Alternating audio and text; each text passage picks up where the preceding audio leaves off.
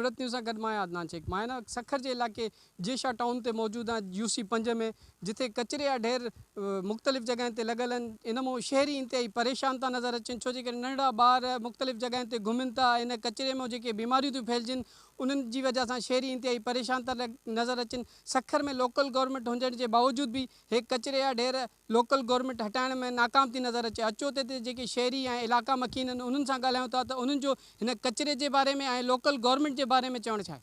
कचरो पियो आहे हिते, कोई अचे ई नथो। जंहिंखे चऊं था हो चयो असांजी UC न आहे, हो चए थो असांजी UC न आहे। कंहिंखे दा ॾियूं? हे 2 महीना 3 महीना थी विया आहिनि, सॼो ॿार बीमार थी पिया आहिनि, मलेरियो थी वियो आहे सॼो ॿारनि खे। हर शइ तव्हां महिरबानी कयो, ॾिसो तव्हां हुकूमत अची पाण 2-3 महीना थी विया आहिनि, कोई खणाए ई नथो।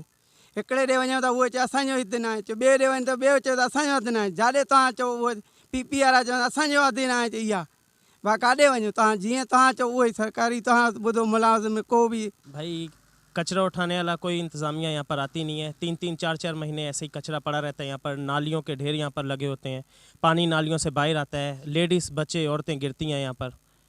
और हमारा ये सिंध हुकूमत से मुतालबा है कि कचरा जल्द से जल्द यहाँ से उठाएं। साईं कुछ भी न रहे, जीअं बल्दिया हुई, बल्दिया जहिड़ो ई निज़ाम हाणे हीअ कंपनी आई आहे चाइना वारी, निज़ाम उहो ई लॻो पियो आहे। कचरो नालियूं साफ़ थियनि नथियूं, ॾिसो सॼियूं नालियूं भरी पियूं आहिनि।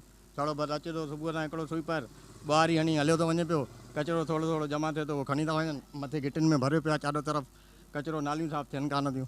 त मेयर साहब खे अर्ज़ु आहे त नालियूं बहितरीन तरीक़े सां सफ़ाई थी वञे। पाणी ईंदो आहे हिते, गोॾे जेॾो पाणी बीठो हूंदो आहे हिन गिटी में, को बि कमकार नथो थिए पियो।